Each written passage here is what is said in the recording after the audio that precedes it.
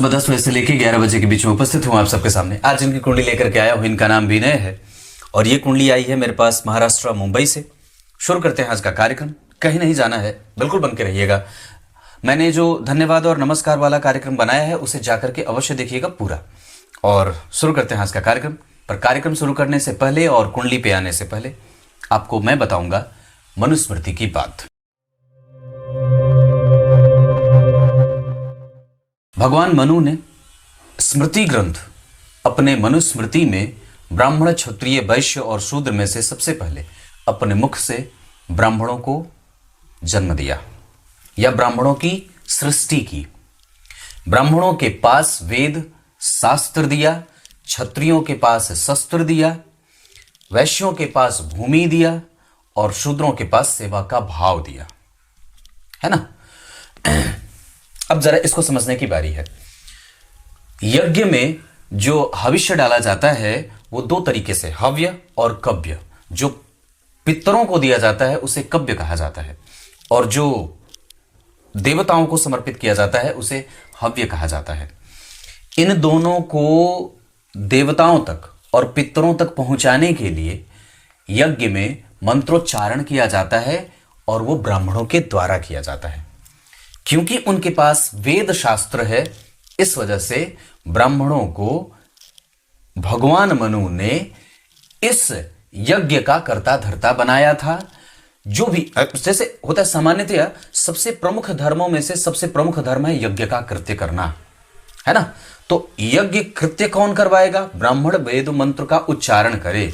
उस यज्ञ की सुरक्षा कौन करेगा? क्षत्रिय अपने यज्ञ की सुरक्षा, उस यज्ञ की सुरक्षा करेगा। वैश्य क्या करेगा? उस यज्ञ में लगने वाली सामग्री जितनी भी होगी उसको इकट्ठा करके ब्राह्मण और क्षत्रियों को उपलब्ध कराएगा।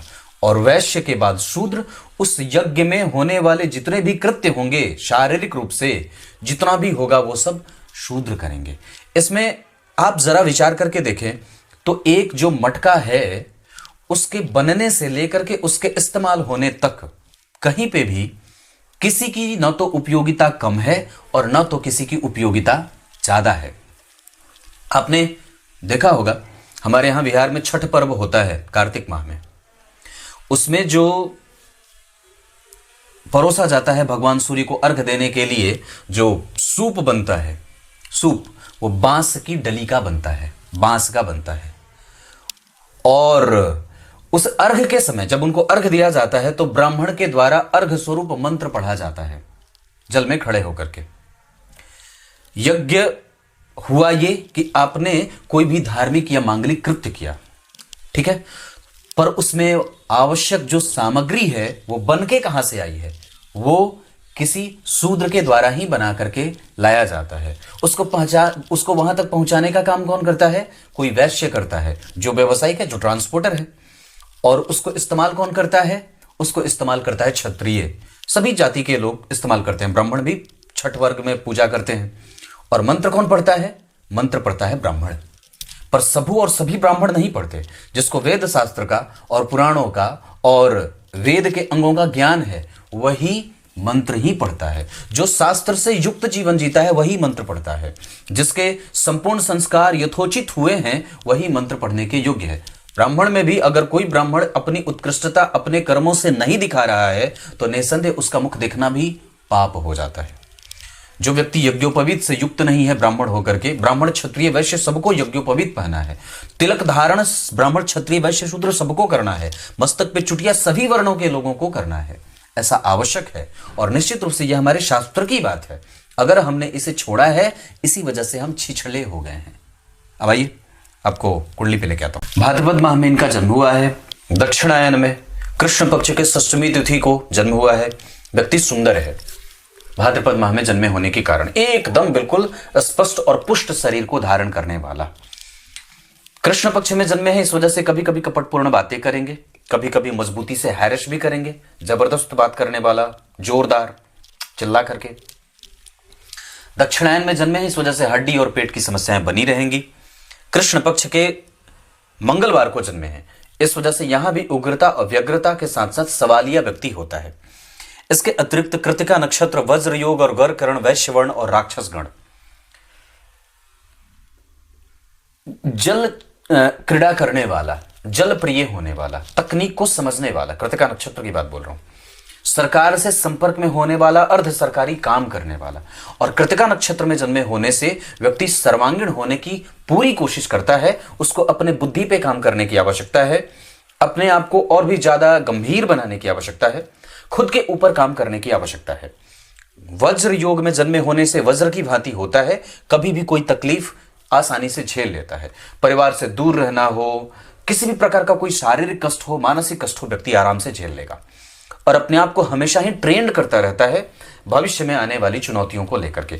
उसको पता है कि कब कौन सी बात घटित होने वाली है और जानने का सदा इच्छुक होता है। मुझे ये करना है तो कैसे करूं, मुझे यहां जाना है तो कैसे जाऊं। हमेशा ही एक साथ मल्टीपल टाइम टास्क करता रहता है, बहुत सारी चीजें एक बार में नहीं बहुत बार में करता रहता है, अतिरेक होता है, किसी भी चीज को हद कर देता है, बेहद ऐसा वाला। वैश्य वर्ण और राक्षस गण के होने के कारण संतुलन बनाने की आवश्यकता होगी। दाम्पत्य ठीक रखने का दबाव होगा। व्यवसायिक नेचर के हैं, इस वजह से लाभ और हानि के प्रति व्यक्ति का भाव प्रदर्शित होता रहता है। उसको अपने लाभ और उसको अपनी हानि से कई बार नजदीक में जाते हुए भी देखा जाता है। इसके अतिरिक्त इनकी कुंडली में आप जब देखेंगे तो केंद्र बिल्कुल खाली है। लग्न पे राहु का प्रभाव, धन भाव के अधिपति मंगल धन को देख रहे हैं। देखिए इधर देखिए मेरी तरफ, लग्न पे राहु का प्रभाव, धन भाव के अधिपति धन भाव को, यहां पे सामान्य दृष्टि, यहां पे मित्र की दृष्टि, ये अच्छा होगा, ये अच्छा होगा। मंगल का प्रभाव मतलब इस कुंडली के लिए मंगल जो सप्तम भाव और धन भाव के अधिपति होकर के व्यक्ति को लाभान्वित करेंगे, व्यक्ति धनपति बनेगा। राहु और मंगल का प्रभाव जिसमें राहु लग्न पे व्यवसायिक नेचर देंगे और लग्न के अधिपति शुक्र बुध और सूर्य के साथ 12वें भाव में बैठे हैं, जिसपे गुरु की दृष्टि है 5वीं। लग्नेश पे गुरु की दृष्टि, जन्म कुंडली के भाग्य भाव के अधिपति पे गुरु की दृष्टि और जन्म कुंडली में लाभ भाव के अधिपति पे गुरु की दृष्टि, तीनों को संतुलित करने का काम करेगी। संपूर्ण अच्छा होगा। पर सूर्य 12वें तो हड्डी कमजोर, बुध तो व्यक्ति को बुध तो ठीक है पर शुक्र के प्रभावों को वो कमजोर भी करेंगे और इस वजह से कई बार व्यक्ति को हमेशा ही यात्रा में देखा जाता है, चलायमान होता है, एक जगह पे स्थिर होना उसे बड़ा कमाता है और उसके दिमाग में निरंतर ही सवाल बने रहते हैं। शुक्र के ऊपर गुरु का प्रभाव व्यक्ति को अनुभवी और ईगोइस्टिक बनाएगा, घमंडी भी बनाएगा, पर गुरु के ऊपर सूर्य का प्रभाव उसको चिंतन करने वाला और पारिवारिक बनाएगा। इसके साथ साथ वो हमेशा ही कई बार गुरु को ज्ञान देने वाला और घमंडी नेचर का भी हो जाता है। 12वें सूर्य कई बार मित्रों के संग बहुत ज्यादा वक्त बिताने वाला या घर परिवार से दूर रह करके जीवन बिताने वाला बना देता है। ऐसा अगर हो रहा है जीवन में तो वो इसी के कारण हो रहा है। ऋण ना ले, ऋण लेना देना आपके लिए नुकसानदायक होगा। लेना चाहे तो ले सकते हैं, वैसे चंद्रमा आपकी कुंडली में ठीक है पर वस्तुतः वो अष्टम भाव में उच्च के होकर के बैठे हैं। गुरु के साथ चंद्रमा और शनि के साथ आयु अच्छी है, पराक्रमी योग लगा है, शौर्य योग है, इस वजह से व्यक्ति सैनिक सेवा में और नेवी एयरफोर्स आदि में काम करते देखा जाता है। लगातार कई महीने तक दूरी बनी रहती है परिवार से, कई बार तो बिल्कुल ही गैप हो जाता है, 10-10 दिन तक, 15-15 दिन तक व्यक्ति कभी भी घर परिवार से कोई संबंधी नहीं मतलब हो पाता या बातचीत ही नहीं हो पाती। ऐसा भी होगा, अगर अभी नहीं हो रहा है तो आगे होगा। एक बात और बता दूं, अभी राहु की दशा है इनके ऊपर से, राहु मिथुन के बैठे हैं, ठीक बैठे हैं, पर इस भाव का अधिपति और इस कुंडली के लिए बुध राजयोग कारक होते हैं, अच्छे बैठे हैं। व्यय असंतुलन ना करें, किसी दूसरे के लिए अपने जेब के ऊपर भारी ना पड़े, जितना ज्यादा हो सके अपने व्यय को और अपनी बुद्धि को विषम ना होने दे। व्यय आपकी कुंडली का सबसे एक नेगेटिव पक्ष हो सकता है। और एक बात और बता दूं, जितना ज्यादा पूछा जाए उतना ज्यादा बताओ, उससे ज्यादा ना बताओ। एक्सप्लेनेशन आप ज्यादा नहीं कर सकते, इससे बुद्धि का, वाणी का और आत्मबल का क्षीण होते भी देख रहा हूं। पिता के साथ संबंध अच्छा बने, इस पे ज्यादा फोकस करने की आवश्यकता होगी। वैसे आपकी कुंडली में पिता पक्ष थोड़ा कमजोर ही देख रहा हूं क्योंकि सूर्य नीचा विलासी हैं और पिता भाव के अधिपति अष्टम में हैं, उच्च के हैं। ऐसी अवस्था में पद धारण तो हो जाता है पर कई बार उनसे वैचारिक मतभेद भी होते देख रहा हूं। यहां मंगल और यहां राहु दशम भाव को, करियर को अनस्टेब्लिशमेंट और अनावश्यक भय चंद्रमा के कारण लगा रहता है। वैसे गुरु उच्च के ग्रह के साथ बैठे हैं, चंद्रमा का बल बढ़ेगा और शनि का बल बढ़ेगा। यहां गुरु थोड़े कमजोर होंगे क्योंकि विपरीत राजयोग बना रहे हैं, बुध विपरीत राजयोग बना रहे हैं, शनि इस कुंडली के लिए पंचम और चतुर्थ के अधिपति होकर के अष्टम में बैठ रहे हैं। मैं जल्दी जल्दी नहीं बोल रहा हूं। चतुर्थ और पंचम के अधिपति होकर के दशम को देख रहे हैं, ये अच्छा योग बनेगा, पर शत्रु की राशि को देख रहे हैं, इस वजह से संतुलित होगा। द्वितीय भाव पे इनकी दृष्टि अच्छी नहीं जा रही है, इस वजह से वहां पे शनि मंगल राहु केतु का प्रभाव तो नहीं है, पर शनि मंगल का जरूर है। इस कारण से कई बार हमें परेशानी धन भाव को लेकर के विचलित होकर के थोड़ी चिंता के साथ, व्यग्रता के साथ, अनुपयोगी चीजों पर भी कई बार व्यक्ति उपयोगी समझ करके खर्च करेगा, बेवजह की बातों में नुकसान करेगा। मांसाहार बिल्कुल बंद करें, सामान्यतया झूठ ना बोले, अच्छे लोगों से मित्रता बनाएं, गलत लोगों के संपर्क में ना जाएं, क्योंकि सूर्य बुध 12 में पहले है, चंद्रमा अष्टम में पहले है, शनि मंगल का प्रभाव जन्म कुंडली के द्वितीय भाव पे, पापक ग्रह का प्रभाव यो यो भावो स्वामी दृष्टो युतोवा वाली बात जब लागू होगी तो मंगल धन भाव के अधिपति, धन को देख रहे हैं तो धन भाव बलवान होगा, लेकिन उस पे इस कुंडली के पंचम भाव के अधिपति भी देख रहे हैं तो एक अलग तरीके की गंभीरता उत्पन्न होगी। और पापक ग्रह की राशि बनी है, पापक ग्रह का दृष्टिपात होना कई बार सामान्यतया उसमें थोड़ा साहस बल जोरदार तरीके से लगाना पड़ता है, तब जाकर के। वैसे इस व्यक्ति के पास बहुत सारी चीजें करने को हैं। एकादशवें भाव के मंगल और एकादशवें भाव के अधिपति धन का योग लगा रहे हैं, क्योंकि इस भाव के अधिपति 12 में, पर धन भाव का संबंध बना रहे। एक भाव का अधिपति जब उस भाव से आगे बैठ जाए तो इसे अच्छा कहते हैं। धन भाव का संबंध बहुत बढ़िया, पंचम भाव का संबंध बहुत बढ़िया होगा। शनि ने इसे देखा है तो दो राशियां क्रमशः बलवान हो गई, मंगल की ये राशि और शनि की ये राशि। चतुर्थ भाव के अधिपति का अष्टम में जाना, उच्च के चंद्रमा के साथ बैठना, दो केंद्रों के अधिपति का एक साथ बैठना, यह ठीक होगा। पर यहां पे व्यक्ति की कुंडली में छठवें भाव के अधिपति भी बैठे, इस वजह से नौकरी का योग बनेगा और व्यक्ति को करियर में कभी भी कोई दिक्कत नहीं होगी। हालांकि पापकर्त्री के कारण इसमें अव्यवस्था का भाव हमेशा दिखता रहेगा, बेवजह की परेशानी और भविष्य को लेकर के चिंताएं और सामाजिक जो दुराव होता है वो व्यक्ति को झेलना पड़ सकता है।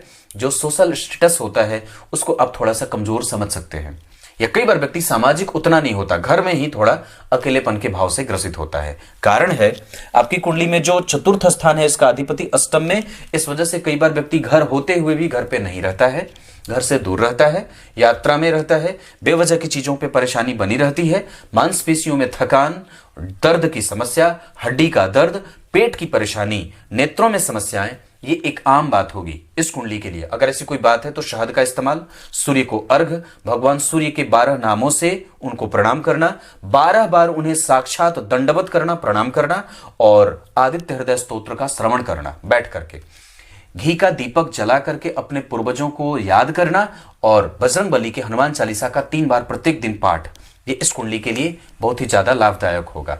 इसके अतिरिक्त नवमांश कुंडली में सूर्य का बैठना, जो अष्टम के अधिपति हैं, और लग्न के अधिपति का तीसरे भाव में विष दोष लगाना, ये कई बार आपको कह रहा है कि आप अपने नेचर पे काम करिए। हाँ, आपको अपने नेचर पे काम करने की आवश्यकता होगी, नहीं तो ये दाम्पत्य, यहां भी केंद्र खाली है और यहां भी 3 घर खाली हैं, क्रमशः 4 घर, तो ये भाव अच्छा नहीं होता है। गुरु की दृष्टि यहां बहुत सामान्य होगी, गुरु की दृष्टि यहां अपने भाव पे है, तो संपत्ति का सुख, पिता का सुख, पति का सुख, पत्नी का सुख मिल तो जाता है, पर वहां पे थोड़े बहुत वैमनस्व का भाव भी होता है। कुंडली मिलाकर के ही विवाह करना होगा। गुरु का प्रभाव यहां भी है, और इस भाव के अधिपति क्रमशः शनि की राशि में, गुरु की राशि में बैठे हैं, और यहां पे आप जब देखेंगे तो शुक्र शनि, शुक्र चंद्रमा का योग बना है, पर उनके साथ पापक ग्रह का भी प्रभाव जा रहा है। इस वजह से हमें दाम्पत्य को संतुलित होकर के शुरू करने की आवश्यकता होगी। ये बात मैंने इतनी बताई। अब जब इनकी कुंडली में देखते हैं तो आपको क्या समझ में आ रहा है कि केंद्र चतुर्थ, सप्तम और दशम बिल्कुल खाली, और 2 राशियां बहुत बलवान नजर आ रही हैं, मंगल ने और शनि ने क्रमशः देखा है। तृतीय भाव के अधिपति का अष्टम में बैठना, अब जरा ध्यान दीजिए, तो तीसरे और छठवें भाव के अधिपति पे किसी भी तरीके से कोई शुभ ग्रह या पापक ग्रह का कोई प्रभाव नहीं है।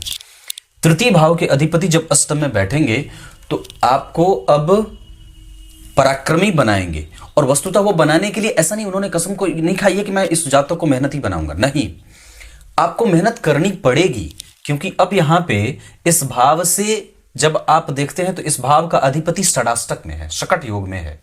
तीसरे भाव के अधिपति का 6वें में जाना, 8वें में जाना आपकी परेशानी बढ़ा सकता है। तो कब ये बात होगी?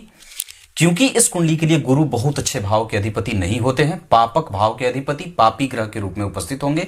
मेरा वो कार्यक्रम आप लोग जाकर के देख सकते हैं, जिसमें मैंने बात कही थी कि देव गुरु बृहस्पति या शुक्र या चंद्रमा या बुध कभी भी कोई भी ग्रह शुभ ग्रह या पाप ग्रह नहीं होता। भाव के आधार पर ग्रह को शुभ और अशुभ बताया गया है। यह पाराशर ऋषि का सिद्धांत है।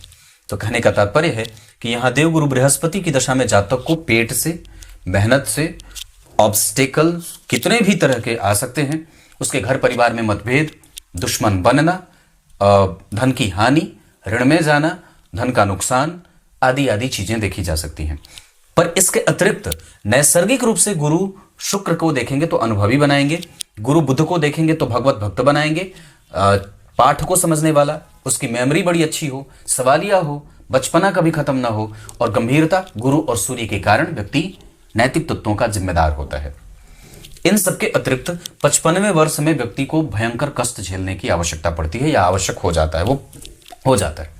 चंद्रमा कृतिका के बैठे हैं, पेट की समस्या रहती है और व्यक्ति कई बार बहुत ज्यादा प्रत्युत्तर देने वाला और प्रतियोगी हो जाता है, थोड़ा जलनशील और बेवजह की बातों में अपने दिमाग को खपत में लेके जाना, ऐसा भी होता है।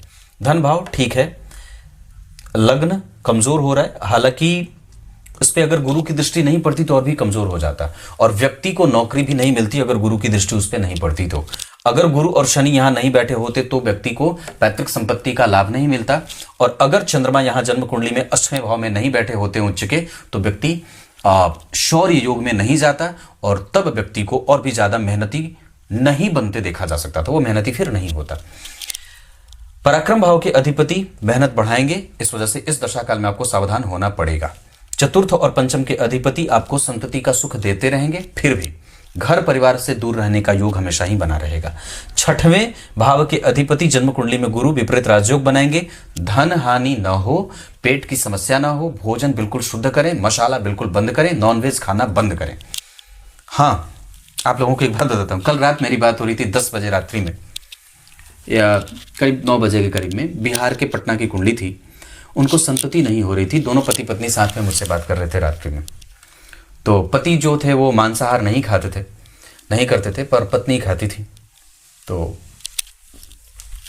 मैं किसी से मिलकर के कुंडली नहीं देखता, पर सामने से इस वजह से फोन पे बात करता हूं कि आराम से अपने मन की मर्जी से बोल सकूं, डांट सकूं। तो उनकी पत्नी ने कहा पंडित जी छूटता नहीं है और बड़ी आदत सी लग गई है, मैं तो बहुत प्रिय हूं मांसाहार की। मैंने कहा सुवरिया देखा है? सुवरिया को, वो सुवरिया को आप अगर सिंघाड़े के आटे का हलवा देंगे उसे पसंद नहीं होगा, लेकिन जब उसी को एकदम गरम गरम जब कोई पखाना करके चला जाता है डोल डाल करके और निकाल दे, अपना मल त्याग कर दे और बिल्कुल ताजा हो, और नगर निगम वाले अगर छोड़ देते हैं तो सुवरिया टूट पड़ती है, और उसके लिए वही हलवे का काम करता है। आप सोच के देखो आप कौन सी सुवरिया हो। मैंने उनसे ऐसा कहा, आप सोच के देखो आप कौन से नंबर की सुवरिया हो। उन्होंने बहुत जोरदार हंसी लगाई और कसम खाया नहीं खाऊंगी, छोड़ने की कोशिश पूरी करूंगी। तो हमारा भोजन कैसा है वो निर्भर करता है कि हम क्या त्यागेंगे। आप जैसा खाएंगे अगले दिन वही तो निकलेगा, अगले दिन वही निकलेगा, और जैसा खाएंगे तो उसका मांस, मज्जा, मेद, अस्थि, वीर्य, बुद्धि, बल बनेगा। तो सोच के देखिए कि जब आपका इनपुट ही ठीक नहीं है तो आउटपुट क्या ठीक होगा। इस वजह से भोजन इस कुंडली में बिल्कुल संतुष्ट और शुद्ध होना चाहिए। साग पात खाइए, बढ़िया रहेगा। अष्टम भाव यहां विपरीत है पर नीच का बैठा है, लग्नेश भी है। लग्नेश और अष्टमेश होने से अष्टम का दोष नहीं लगेगा, पर यहां वो सामान्य हो जाएंगे और आपको कई बार बेवजह की परेशानियों में और खुद पे काम करने का न्योता भी देते हैं। खुद पे काम करिए, व्यवस्थित होइए, अनुशासित होइए, भगवान की पूजा करिए, अपने साथ गीता जी का अध्ययन करिए, 5वें अध्याय का, 11वें अध्याय का, 18वें अध्याय का पाठ नियमित रूप से करिए, और कम से कम आदित्य हृदय स्तोत्र का सुनना बहुत अच्छा होगा। इसके साथ साथ इससे आपका लाभ बढ़ेगा। रक्त चंदन की माला गले में रखिए और भगवान सूर्य को रविवार को कम से कम दीपक दिखाया करिए, घी का दीपक, या फिर अगर हो सके तो अर्घ में शहद अवश्य डाल करके अर्घ दिया करिए। पुष्प की माला और पीले पुष्प का फूल भगवान सूर्य को अति प्रिय है, तो वो भी अर्पित करना होगा। एकादशवें भाव से पहले दशम भाव और नवम भाव की बात यहां पे ठीक होगा। यहां भाग्यभंग योग नहीं लगेगा, गुरु से दृष्ट है, इस वजह से व्यक्ति धार्मिक और परिपुष्टित होता है, सवालिया होता है, ये बार बार बोल रहा हूं। पर वो अपने पिता के प्रभावों से अपने आप को कई बार वंचित कर लेता है। इस वजह से अगर पिता है तो उनके साथ संबंध बिल्कुल ज्यादा ठीक रखने की आवश्यकता है। वैसे पिता का सुख थोड़ा ठीक कमजोर ही है, क्योंकि इस भाव से चतुर्थ भाव सूर्य से 4 घर आगे गुरु का प्रभाव ठीक नहीं है। और चंद्रमा से 4 घर आगे जब देखते हैं तो यहां पे भी 1 2 3 4 मंगल बैठे हैं, तो माता पराक्रमी हैं और बहुत ज्यादा व्यक्ति को महत्वाकांक्षा या महत्वाकांक्षी बनाने में उनका सहयोग ज्यादा रहेगा। दशम भाव मेहनत मांग रहा है। एकादशवां आपकी कुंडली में ठीक है, ये आपके जीवन में संपूर्ण इच्छाओं की पूर्ति करवाएगा। जब कभी भी कोई काम करना हो तो शुक्र, जब कभी भी कोई काम करना हो तो शनि, जब कभी भी कोई काम करना हो तो सूर्य, इन तीनों की दशाओं में घर, जमीन, जायदाद, यात्रा, कोई नया काम, कोई मांगलिक कृत्य, कोई विवाह कृत्य आगे कुछ भी करना हो, आपको इनकी दशाएं अंतर प्रत्यंतर सूक्ष्मांतर में भी लाभ देती रहेंगी। इस कुंडली के लिए शनिवार और शुक्रवार का दिन और दक्षिण दिशा, पश्चिम दिशा बहुत अच्छा रहेगा। धन कमाने के लिए आपकी कुंडली में पूर्व दिशा भी बहुत अच्छी रहेगी। इसके अतिरिक्त अगर मित्रता करनी हो तो कुंभ और मिथुन और मेष वाले बहुत अच्छे रहेंगे।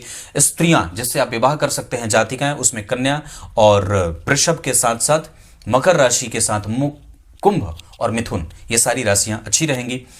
नक्षत्र आपकी कुंडली में पुनर्वसु, रोहिणी, उत्तराषाढ़ा, श्रवण, मृगशीरा, ये सब नक्षत्र अच्छे रहेंगे।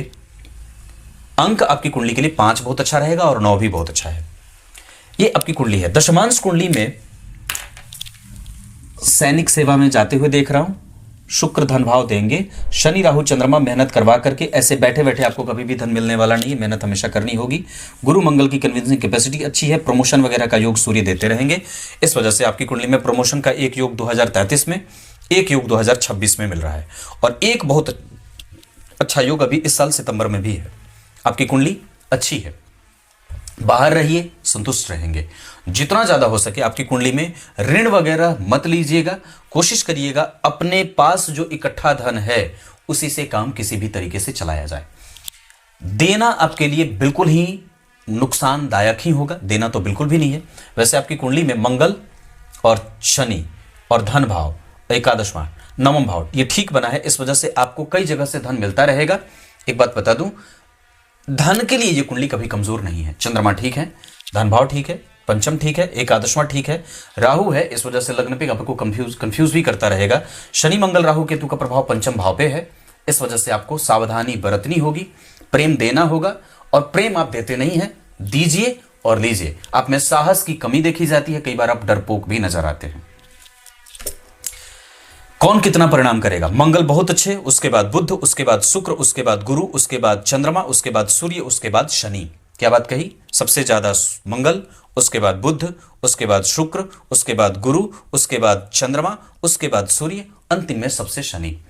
बजरंगबली की पूजा, हनुमान चालीसा का पाठ और अगर हो सके तो अभी के हिसाब से अगर आप चाहें तो एक लाजवर्त धारण करिए 2036 तक, और उसके अतिरिक्त अगर आप चाहें तो एक क्या बोलते हैं, पन्ना भी धारण कर सकते हैं दाहिने हाथ की छोटी उंगली में, सोने में, और लाजवर्त चांदी में। इसके अतिरिक्त आपके अंदर मर्यादाओं को संभालने की आवश्यकता है। मर्यादित होइए और नियमबद्ध होइए। अपने मन को और भी ज्यादा व्यवस्थित करिए, उसको और भी ज्यादा अनुभव लेने दीजिए। गंभीर होइए, शांत होइए और प्रतिक्रियावादी न बनिए। मंगल आपकी कुंडली में आपको और भी ज्यादा ठहरने को बोल रहा है, इंतजार करने को बोल रहा है, शांत रहने को बोल रहा है। गंभीरता की आवश्यकता है और प्रत्युत्तर देने में जल्दबाजी नहीं करने की आवश्यकता है। बुध आप में बचपना डाल रहा है, और भी ज्यादा शांत और सोबर होइए।